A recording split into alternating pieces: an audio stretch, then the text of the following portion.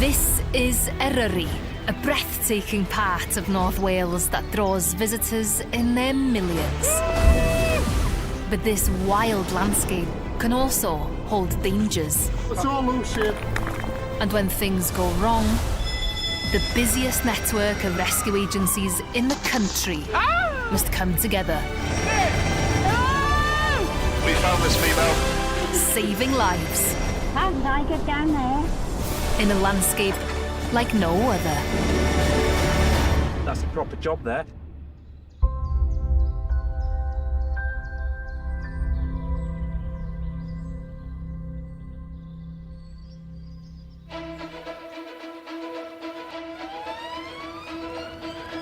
With mountain rescue, it's a voluntary thing.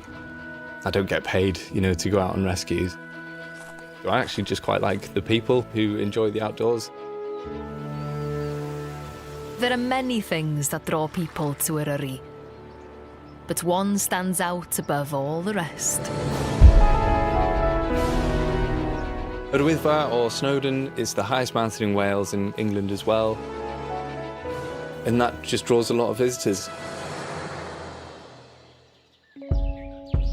You could see it as being a mountain of two sides. Because it's well promoted and busy, it lulls people into a false sense of security. It's the first time we've been up here in the winter, to be honest. You only need to stray a few hundred metres from the path and then it becomes a much more serious matter.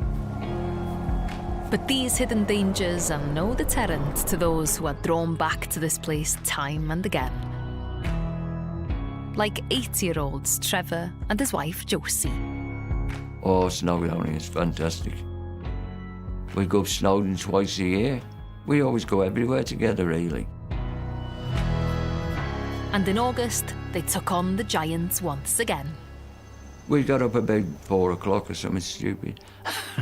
But we always like to be there early. When we started off, it was only drizzling and a little tiny bit of wind. But as we got up higher, the wind was getting horrendous. I decided I wasn't going to go any further. I said it's too dangerous. But Josie is determined to reach the summit.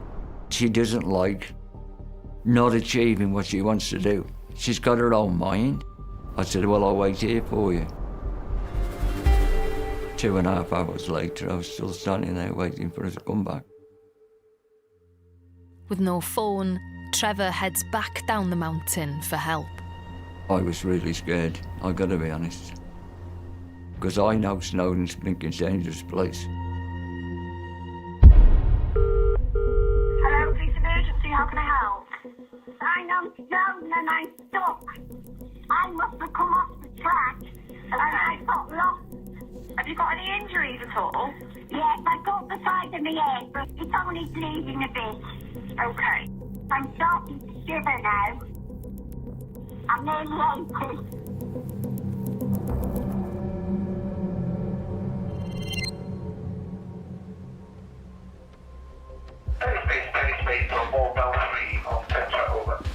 Police dispatched Llanberis Mountain Rescue Team. They're just checking to see if there's a train to catch over.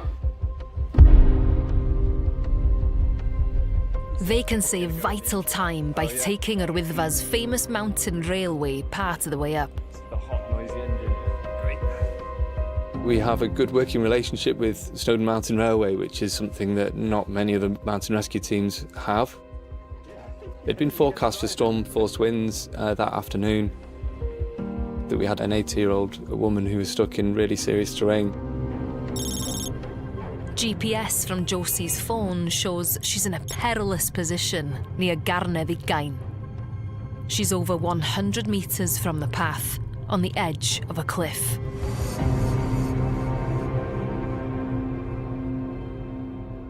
So just stay where you are. Team are on their way. I'm still hoping that the phone location's wrong and she's still on a path somewhere. She's very high up, is what she's. Yeah. I did wonder whether we had the right location, given her age. It's such a serious area that it's not often a place we go to for anybody, let alone an 80-year-old. Guys, just are you going to the top? Sorry? Are you going to the top? Oh, well done. Good out. The weather's a bit wild up there.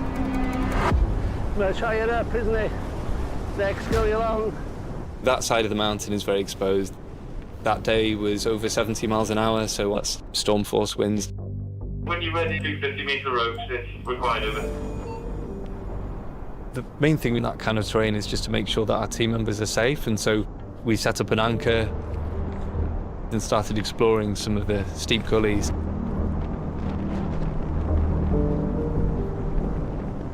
We need to be that grassy ramp. Yeah, that's where he's talking about. We struggled to find her on our first attempt.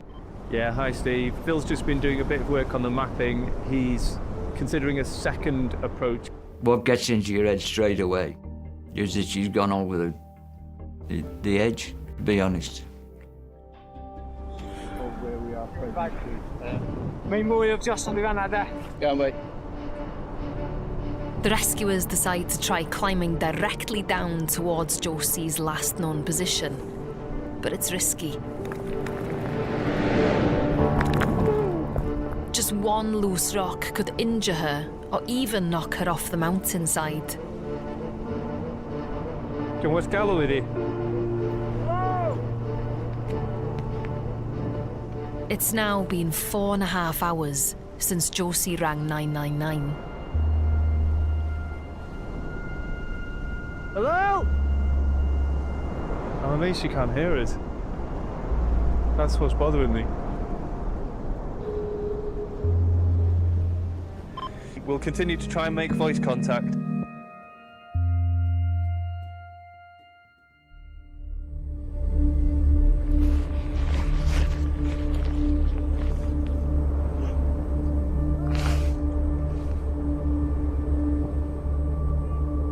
You got voice contact?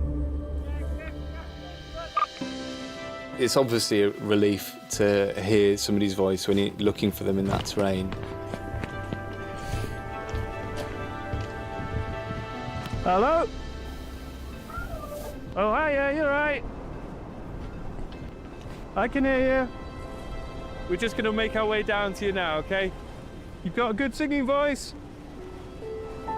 Yeah, got good voice contact with the casualty. Your location 20 metres to the casualty and probably a bearing of 350. Yeah, that sounds about right. How you doing? All night I never... You warm enough? I am a bit cold. I think if we just get her across, make her safe, and then I'll move the rope. I just thought, what have I done? I hope I'm as fit as you when I made it. Because I thought nobody'd find me. Nobody. Doing a great job there. By now, Trevor has found his way to base. The team are now with her and decided how to get her out. And the news that Josie is safe comes as an enormous relief. I'm not grateful or not, I just don't know what to say. I reached the summit and I asked two lads if they'd take me photograph. And then I was coming down, I saw this path and there were some lads walking off. And I thought, oh, I'll go that way. Well done, well done. I was going along, then the rain was really coming down and the fog was starting to drop and it was that windy. We're going to get her up a bit to a decent spot to put the harness and helmet on her. I looked down, I thought, oh, I'll slide down there on my bottom and I'll meet the path. I'm so embarrassed. I'm very sorry. Oh, you don't need to be embarrassed. It's all right. Got me out of doing I thought I was doing the right thing by keeping to the side with the wind, and I went off track, didn't I? Yes, sir. I stopped and I looked down and I thought, good God, it's nearly 3,000 foot deep there. Turned around and looked up and I thought, oh my God, I'll never get back up. This rope is 100 metres away. How the hell can I get down there? I don't know. They do 10 foot away adapter. Oh, yeah. I remember watching Bear Grylls and he said, oh, check your rocks and your foot. Did that 3 times and they were just breaking up and I was slipping. I saw a big rock. There was a gap, I could just crouch in it, and that's what I did. I'm enjoying this.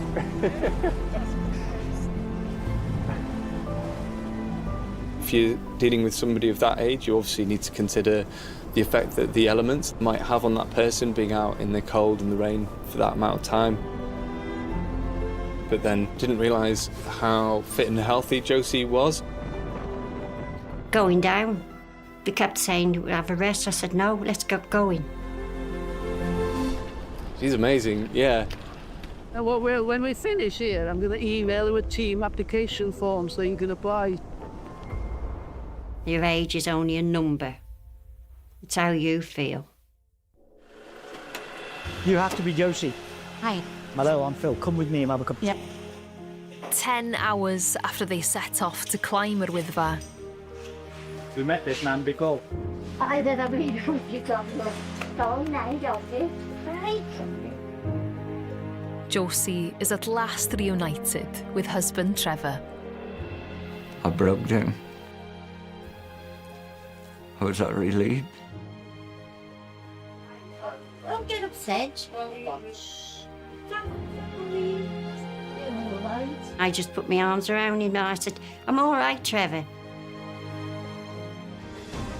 He just broke his heart and he said, I thought I'd lost you. We've been worrying time for you, yeah? She's been absolutely fine, sir. It's difficult not to get emotional about that stuff. When you're faced with somebody like Trevor at the bottom who's so grateful, I've had no see the best kids as well. Yeah. you realise that you've done something really good.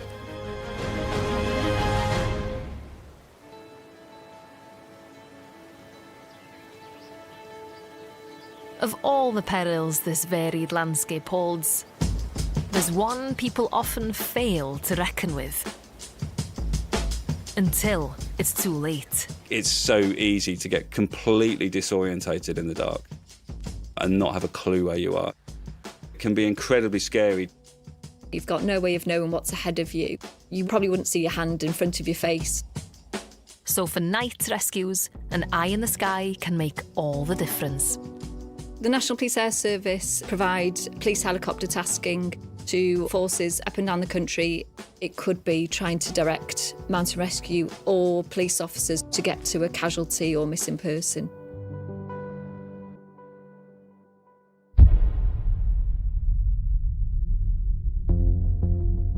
Arrival on the Llyn Peninsula.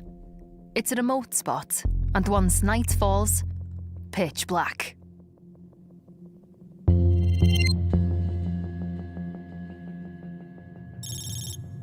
A French holidaymaker is lost after taking a sunset hike up one of Arrival's 3 peaks, Garn Ganol. The call for help comes in to Aberglaslyn Mountain Rescue.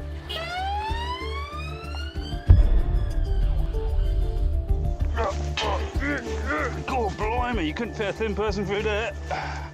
We're in an area where there's a lot of bracken, and the bracken can be as high as a person. So if they're not on a track or if they don't have a torch, it is really difficult to find someone. But as mountain rescue sets out, there's a development. So I'd seen the call out for Aberglaslyn, so I got in touch with the North Wales Police Control Room and requested permission for us to launch. With a cruising speed of up to 150 miles per hour, the National Police Air Service, or NPAS, helicopter is on scene within 25 minutes. We could see the whole of Eryri out the window of the aircraft, pitch black. NPAS used their specialist kit to try and pinpoint the lost woman's location. We do have state-of-the-art camera, infrared capability. The torch allows us to illuminate scenes. So if you think of candles on a cake, we have 30 million candle power equivalent, so that's an awful lot of candles on a cake. Without a torch, the casualty has strayed into potentially dangerous terrain. From the thermal camera, we could see that there was a mixture of very steep cliff edges and also some grassy areas as well. I knew that she didn't have any food or drink. She really was on her own in the elements in a foreign country. Just one slight slip on a grassy bank. It really could be a tragic outcome.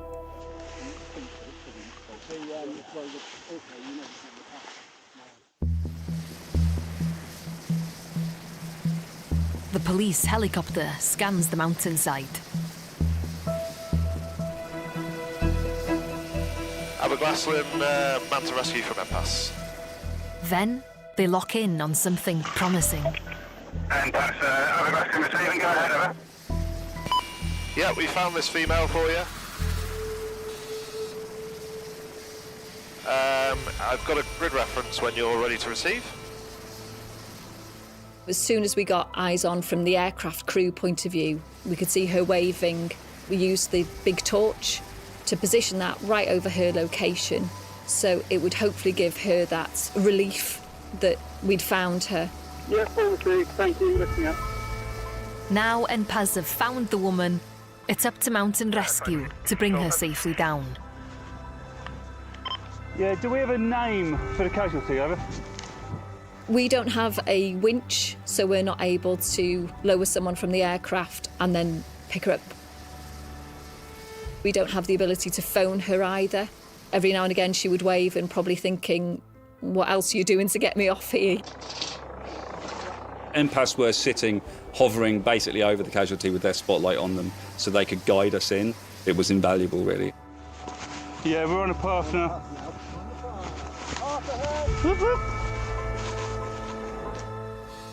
But there's an added pressure on both teams.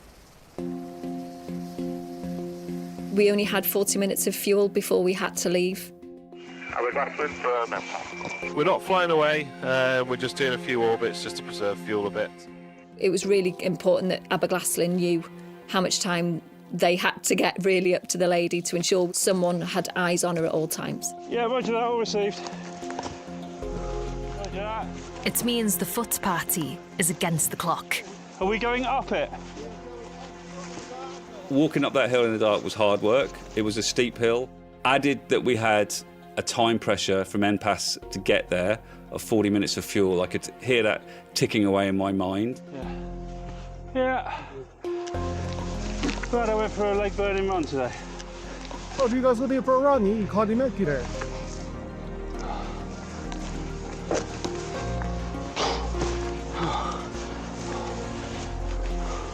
Well, you keep going, I need a break. Should we know where your water? Yeah, please.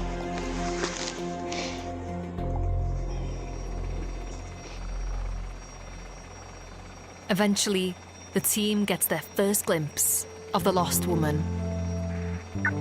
NPAS, this is Aberglaslyn. Yeah, we have eyes on casualty, over. Yeah, I'm visual that. And in the nick of time. We've only got a couple of minutes left here, so we have to leave fuel. But good effort again up there. Nice job. Yeah, thank you for your assistance. If we can come to a mountain rescue job, we can ease the pressures on all the teams that are obviously busier, I think, than they've ever been before. Mountain Rescue were the experts in what they do, and we're experts in what we do, and the two came together really, really brilliantly. The NPAS, it is CloudLink Control, over. Just a many thanks from ourselves. Great effort and much appreciated. No problem at all, it's always our pleasure.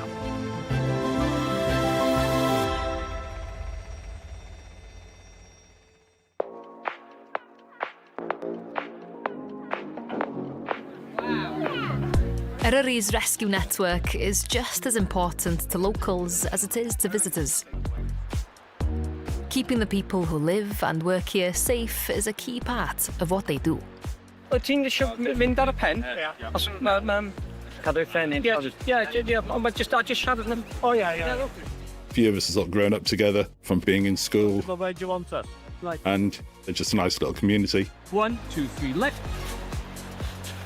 And in the wrong place. Thank you very much. No problem. Oxygen. Even everyday accidents can have serious consequences. The Menai Straits separates Anglesey from the mainland.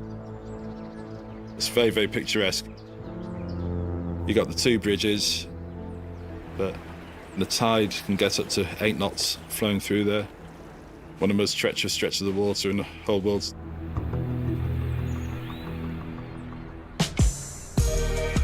For 38-year-old puppeteer Emily, it's also a place she calls home. I grew up on Anglesey. All my family are big into sailing. I've been sailing the Menai Straits since I was 3 years old. So I know that piece of water very well.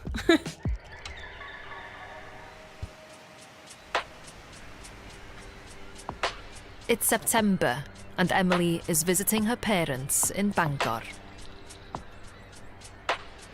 The coastal path on the mainland side is very close to where their house is. So I took the dogs down on the coastal path for a jog, and then the dogs decided they wanted to go on the beach because the tide was halfway out. So I climbed down to follow them on the beach, and I took about 3 steps. I slipped on a piece of brown seaweed. My knee locked out, and the momentum sent me forward. So I then landed back down on the same knee. It was immediate agony. I'm quite good with pain, but that was something else. The most pain I've encountered in my life. There was just like absolutely no way I could move myself. Then I think adrenaline kicks in, and then it's like, okay, I've got to do something to get myself off this beach. Otherwise, I'm in serious trouble. Emily phones her mum, who immediately alerts the Coast Guard. Coast Guard rescue. My daughter has fallen down onto the beach. She thinks she's either broken her leg or dislocated her knee.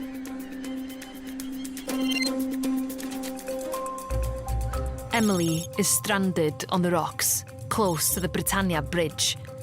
There's no way for an ambulance to reach her, so Coast Guard teams from both Bangor and Penmon are dispatched.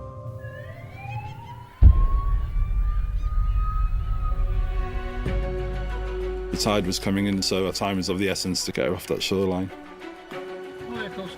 The Menai Straits has one of the fastest tides in the world, as Emily is all too aware.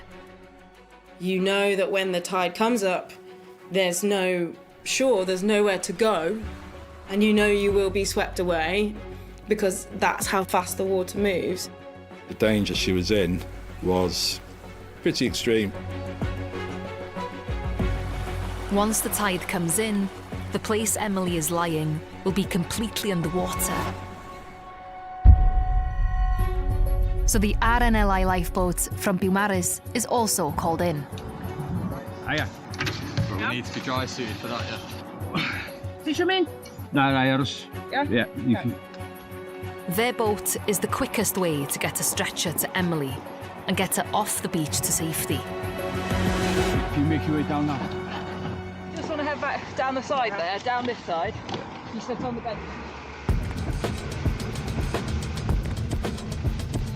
As soon as you know someone's coming to rescue you, a bit of that anxiety fades away. But of course, the problem is when the anxiety fades away, the pain amps up.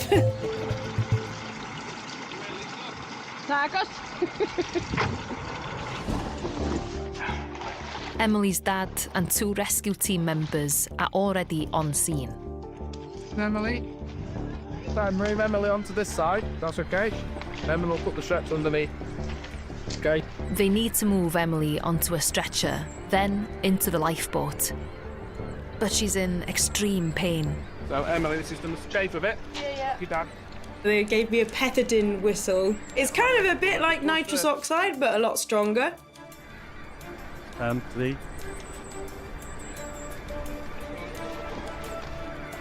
Well done, everyone. Keep going, Emily, on that floor. Put it flat now, Emily. Yeah. There you go, well done. All right. Well done. Whistle. That's it, well done, you're in. The handle there, guys. Are you okay? Yeah. On 3. 1, 2, 3.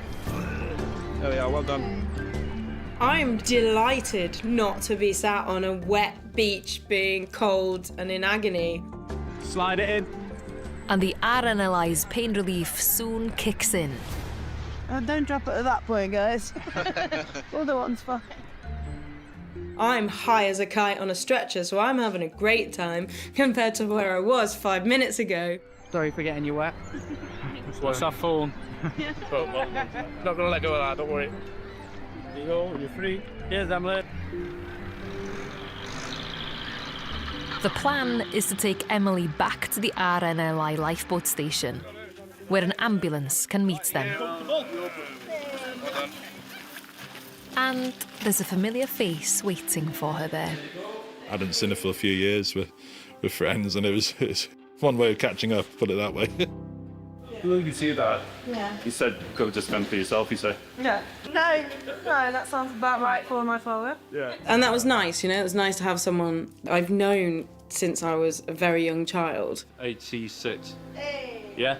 Yeah, it was. Yeah. Yes. The benefits of your local Coast Guard knowing you since you were a baby.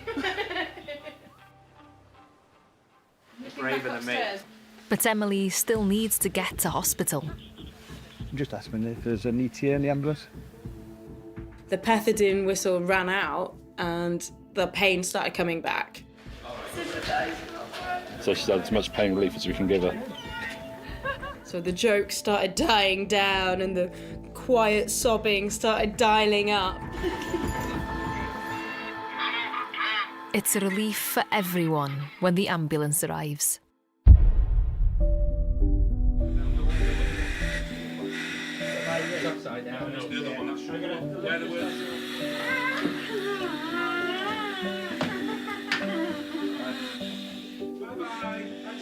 Thank you. I'm coming to see you soon. Emily is taken to Ysbyty Gwynedd Hospital in Bangor, where orthopaedic specialists assess her knee. I knew that I'd seriously hurt myself. Keep us posted, Messenger or whatever. Yeah. Okay? But I didn't know how badly. It turned out I broke my tibia in 4 places. She did send me a picture of the x-ray, and it did make you feel a bit queasy. What sounded like a little stumble on the beach, it just shows how serious, these things can be. I have lost friends on that stretch of water. So I know the version of this story where it goes wrong. I'm gonna cry.